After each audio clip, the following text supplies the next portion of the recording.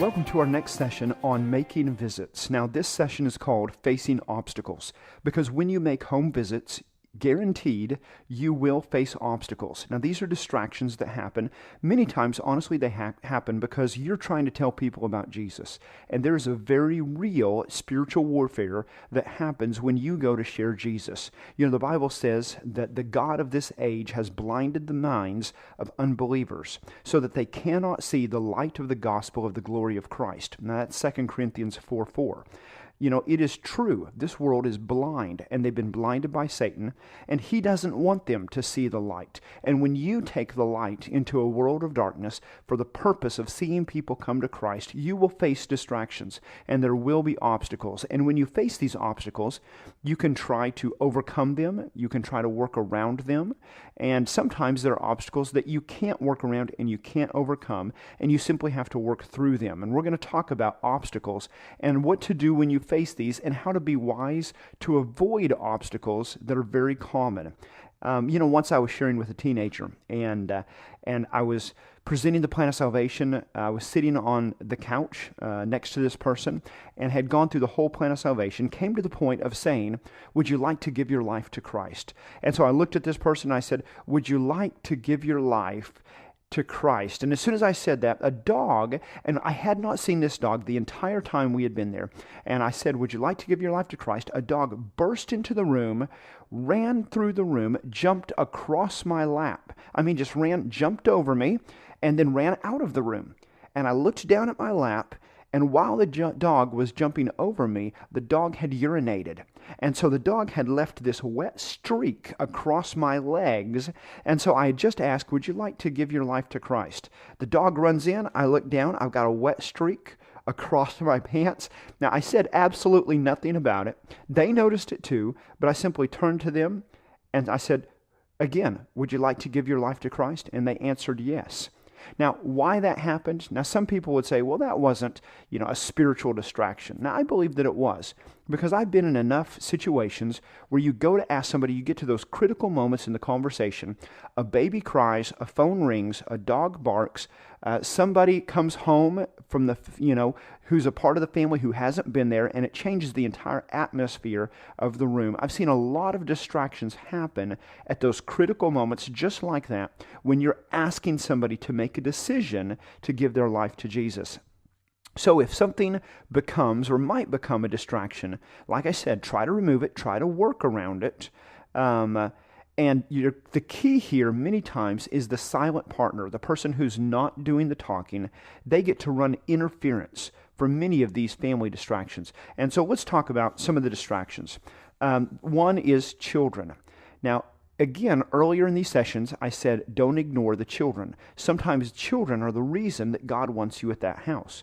But sometimes a child will come into the room wanting something, asking, continually interrupting, making noise. And so the partner who is not doing the talking can engage them in a conversation, in a game, in an illusion, in making a balloon animal, or maybe a color sheet that you just happen to have with you. And in whatever way you can, engage them. And if you're talking on a porch, you'll see if they want to go play with you in the front yard. Play catch or play tag, or what toys are there that you might be able to play with. Look for a way to gently remove them from distracting, but also be very careful. Never go with a child outside of the sight of their parents. Never go with a child alone into a room. Whatever you're doing, do it right there where the parents can see what's going on. And it's good to ask the parents' permission too. So for example, you might turn and say, hey, can I make a balloon animal for your son? And then maybe you move to a different part of the room so that you're not right there being right next to the conversation, but still where the parents can see you. Or would it be all right if I give your child a Bible coloring page and some crayons? And then again, move away so that you're not doing it right there. If you can, if it's big enough, get as much distance as you can so that they can have their conversation without distraction, and you're running interference. You're still in line of sight, which means if something else happens, you're able to move to intercept that distraction as well.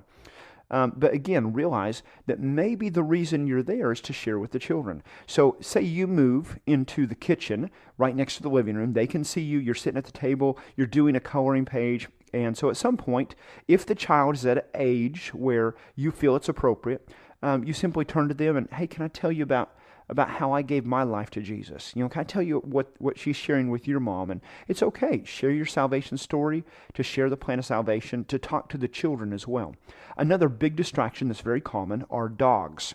If a dog is in the room, pet it, play with it, rub its ears, rub its back, scratch its tail. Try to keep it distracted. Sometimes dogs, they get very uptight when there's new people in the house. And sometimes they don't get uptight. Sometimes they just get very excited. So try to keep it calm. I remember having an hour-long conversation with a family once.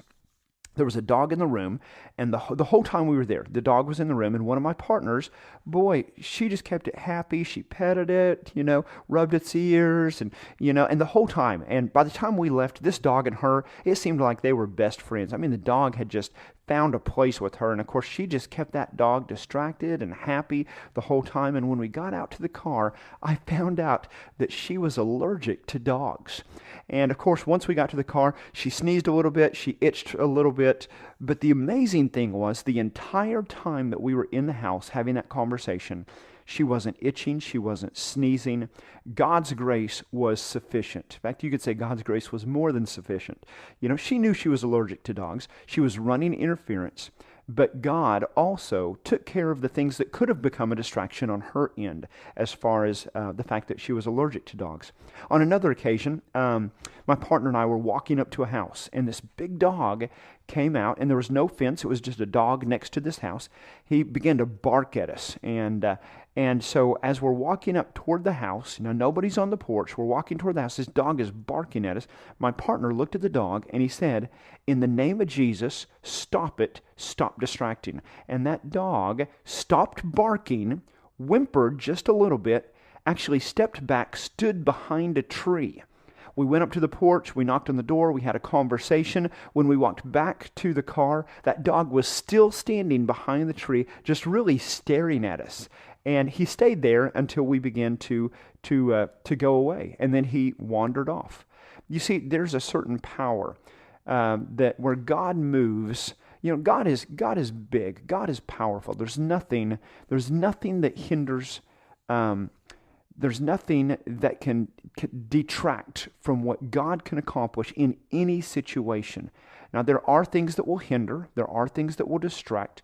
But these things can be overcome by prayer, by just smart thinking, by wisdom, by you taking immediate steps to intercept that distraction. Another one, and we've already mentioned this, is are loud TVs. Say you enter a house, the TV is blaring, playing loudly. And maybe there's other people in the room, like there's some kids in the room and they're watching the TV. And it's okay to say, hey, if we caught you during your favorite show, we can come back at a better time.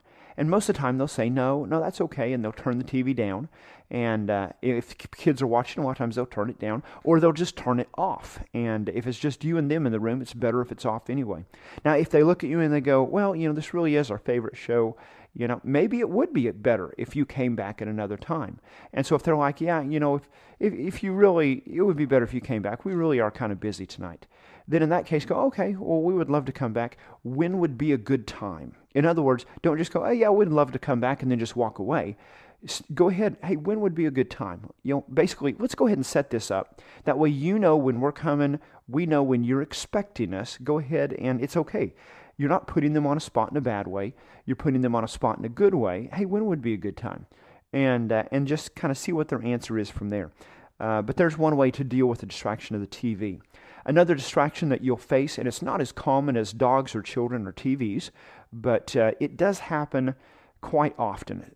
Many times, say you go to visit, and say you're visiting a youth or a child, or you're in a conversation with one, and a parent's nearby. Many times they will begin to answer for their son or daughter. I remember on a visit, we were talking with a mom, and we were there actually to visit her teenage daughter. And so every question we would ask the daughter, she would get the answer. So we would say, so what do you think it takes for a person to go to heaven? And she would immediately go, well, I think, and the mom would answer. And my partner, and we had visited together for a long time. And there is a huge benefit to having a ministry partner where you can read each other, where you're experienced in a variety of situations. And that's why, honestly, I like teams of three. because you can take two partners that are very experienced and very good, and you can bring a third along who's learning and learning from the experience, not just of one, because a lot of times you'll take two new people and you'll put them with one, and that works great. I really love two very trained, a great partnership, and you don't break up that team.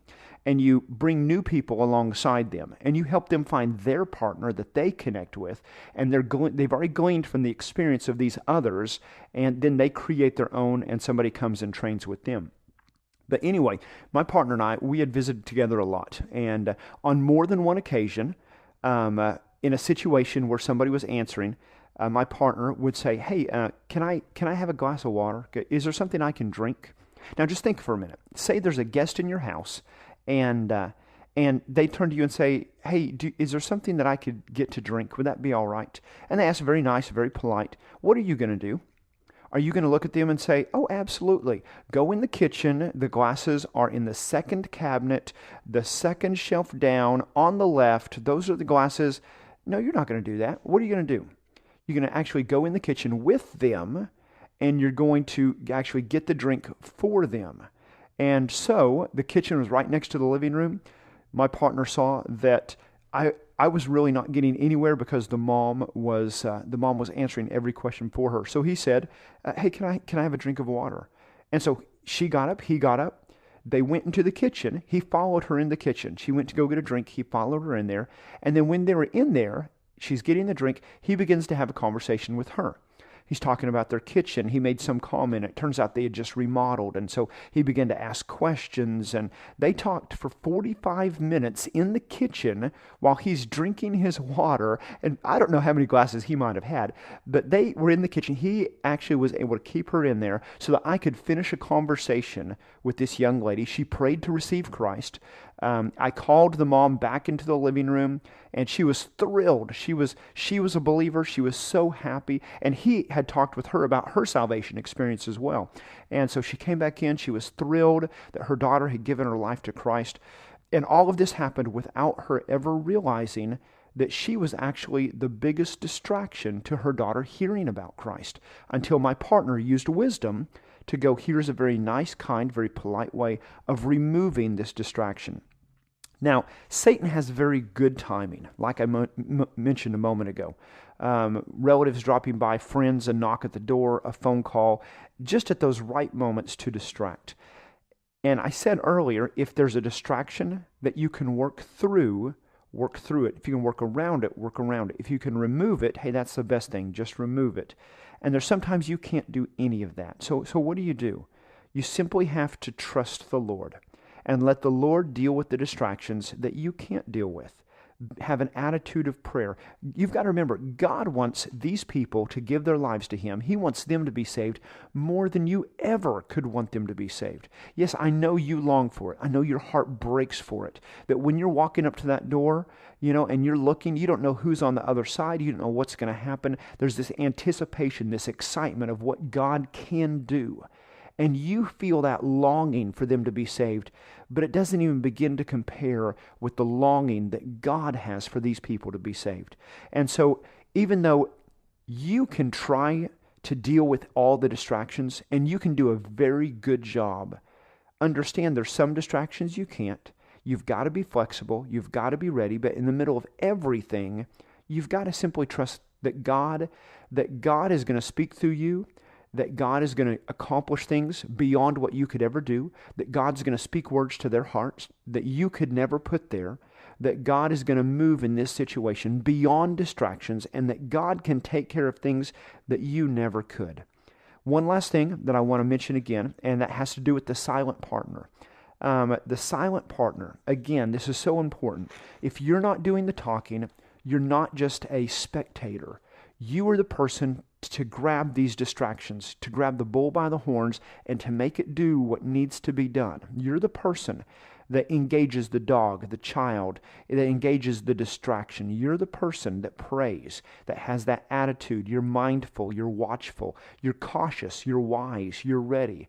So the talker, and honestly, I love doing both. I love being the talker, sharing the gospel, guiding that conversation. But it's a thrill for me to be on the other side as well, to intercept those distractions, to know that I'm doing my job over here, petting the cat, and I don't like cats, while my partner is over there sharing the gospel. That this is not a one-person job. This is a team experience. The final thing let's talk about is, and it's not a distraction, but is the last part of a home visit. And this last part is simply, what do you do if nobody's home? So you go up, you ring the doorbell, you knock on the door, nobody's there. So what happens? Well, real easy. Leave a note. You drove there, you're there. At least leave something that indicates that you were there. Leave a brief note or whatever information is appropriate for the kind of visit that you're making. So if you're making an evangelistic visit, what's your purpose? Well, it's to bring someone to Christ. So what do you want to leave? Well, you want to leave a gospel tract. And go ahead, write your church name on there. Write your name, your phone number if you want to. Hey, sorry we missed you, but leave that. If you're making a Sunday school visit, someone that hasn't been there in a while, leave a note. Hey, we've been missing you in Sunday school. Just want to drop by, see if there's anything we can be praying for you. Hey, give me a call if there is. If you're visiting somebody about an event, you're there to invite them to children's camp or Bible school, well, leave that information flyer. And the important thing is, have something with you. Whatever kind of visit you're making, have something you can always leave with them.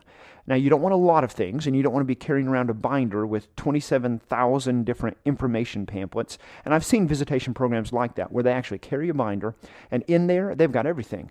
If the person has a child, they're like, here, this is about our children's ministry. And you've got a youth too? Here, this is about our youth ministry. And, oh, I see you like fishing. Here's our men's ministry information. And, before long, all these people have like 7 or 10 different information sheets. That's really not ideal. You want to condense down. Basically, I carry one thing about our church most of the time. And a lot of times, it's a little business card size. Has our church times on it. Has my phone number. Hey, I'd just like to give this to you. There are cards that we've made before that simply say, life is more than breathing and existing. Jesus gives real meaning in life.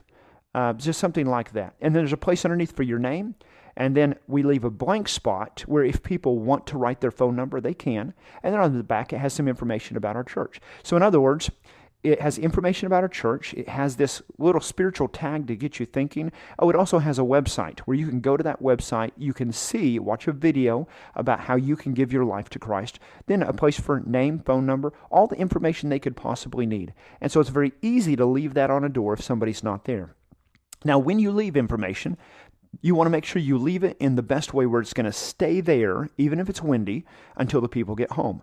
A lot of times you can roll it up, slide it in between the doorknob and the door frame.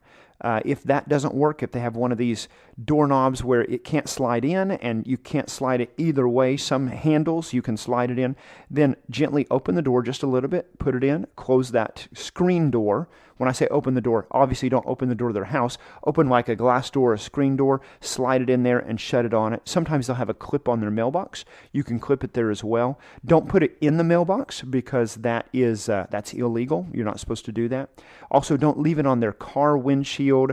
Don't leave it in places where when they see it, they're going to be like, oh, who did that? Who's leaving trash on my car? Who's leaving trash on that's not where that goes. Oh, they shouldn't do that. So you want to be kind and respectful with how you leave the information as well. Now we've finally come to the end of the visit. You're walking away. So what happens next? What happens after you leave the visit? Well, no visit is wasted time. There are things you've seen, things you've left. But when you get back to the car, have a conversation. Talk about what happened. Talk about what you saw. Talk about what you could have done differently. Ask questions among your team. Hey, what did you learn? How did this affect you? What can we do different if something similar happens in the future?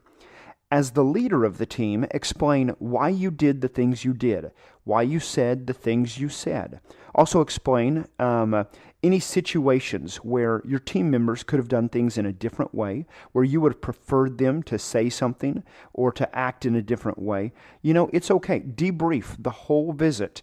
That's how people are going to learn. Sometimes there are times where you will engage in a conversation in a way that's not according to this training, but it's how God led you. And so explain to your team, hey, the reason I did this was I just felt like I just had a nudge in my spirit. I just felt like I needed to say this, or I needed to approach it in this way. And then drive around the block. In other words, you're not sitting out in front of their house anymore. Drive a little ways away and then pull over and park. And if you want, have a word of prayer, Write down any information that you need to write down. Because see, if you wait and you've made 3, 4, 5 visits, then you get back and then you decide to write down the information, there are going to be details that you're going to miss. So the best thing to do is take care of this as soon as the visit's done. And so what do you write down? Well, you want to make sure you write down the date. Okay, record the date. Write down specific information about what happened. What did you learn about them? What are their interests? Where do they work? What are the ages of their children? The names of other family members that you didn't know. What else did you discover in your conversation with them? Write in detail what you discovered about them spiritually. Where do they stand in their relationship with God? Did they share with you a genuine salvation experience? How did they respond when you offered to share with them the plan of salvation? Do you have any suggestions for the next team that might go by, or things you want to remember for the next time you want to come by? If they weren't home, what kind of note did you leave? What kind of information did you leave? Be sure to write down the names of the people that you talked to on the visit, as well as the names of the people that are on your team. This will help a lot. If another team is going to go visit, they might have a question. They might look at your notes and wonder, okay, now what exactly does this mean? And so they might call you and say, okay, we're going to go visit this person. You visited them last time. This is what it says. This is who you were with. Tell me about such and such. Then you may also mark up, hey, this is somebody that I specifically want to come back and visit again. Maybe you connected with them very well, and your thought is, if I continue to build this relationship, I think they're going to be a lot more receptive. Or I know they're saved, and I know now that they're looking for a church, and I think I can be that connection, And so next time I come by, I'm going to visit with them, and maybe I'm going to say, hey, come to church with me Sunday morning. After church, let's go to lunch together. I'd love to take you and your family to lunch and let our kids get to know each other. And, there's lots of different ways that you can approach that. But remember, this is not gimmicky. This is not manipulation. We're not doing things here that are trendy. This is about genuinely showing the love and the light of Jesus Christ through your actions, through your words. That has to be your key motivator. You're not just trying to reach another family. You're not just trying to chalk up another one that, hey, here's somebody else that I led to the Lord or I reached for Christ. It's not about you at all. This is about that person, and you care about them. You want to help bring them to a right relationship with God.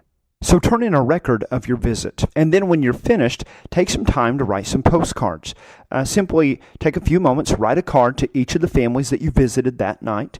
And for example, it can be as simple as something that says, dear, and use their name. I just wanted to let you know how much we enjoyed our visit with you tonight. I hope you have a great week.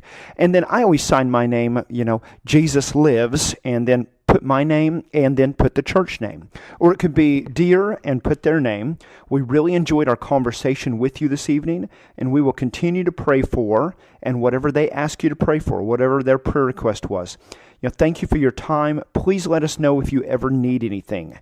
And then your name and the church name. Now, these are just some samples for ideas. You want to be as personal in your case as you can, specific to what happened during your visit, to what they shared with you, what you shared with them. For example, if they are big University of Arkansas fans and you are too, then feel free to write, hey, it's always great to meet a fellow Razorback. In other words, be short, but don't be stiff with your words, and don't be generic. You want to be personal as well. Be sure to address it with the correct address on the card, using the person's name, and then give it to your church or put it where it will be mailed quickly. So you visit one day and the postcard goes out the next day. So within 2 days, they're getting that postcard, and suddenly here's the reminder, oh yeah, they dropped by my house. Okay, the last thing to do at the very end of the night, get with your team. You've written the postcards, you've debriefed your visits. Now take some time to pray, and simply pray for all the things that happened that night. Pray specifically for the people, the situations. When you're going around and you're saying, hey, what can I be praying for you for? And they give you a prayer request. You want to make sure that you really are sincere. Like we've said several times, this is not gimmicky. You're not asking for a prayer request as an open door to take the conversation somewhere else. Now, it is an open door for that. But you've got to be genuine with that prayer request. If you're asking, hey, what can I be praying for? Then that's something that you need to take. You need to take back to your church, let people pray for it, let them know what they can pray for. You pray for it as well. And don't just let it be like so many prayer requests that we deal with in church that are really mishandled, because somebody says, hey, pray for so-and-so, and they give a situation, and everybody's, yes, pray for that. And then when it comes time to pray, we don't pray for it. In fact, we spent more time talking about what to pray for than we actually did praying for those things.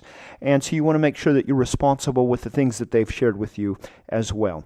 The last thing that I want to end with right here, and we're not finished with our sessions on visitation because we want to go over a variety of other important details about other kinds of visits.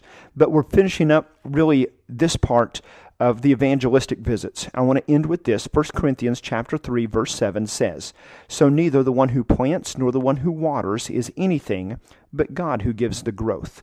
So you've got to remember that one plants, others may water, but God is the one that brings it to pass. God is the one who gives the increase. So commit everything that happens to the Lord. Trust the Lord. Let God use you. Be faithful to be a faithful witness, and leave the rest with Him.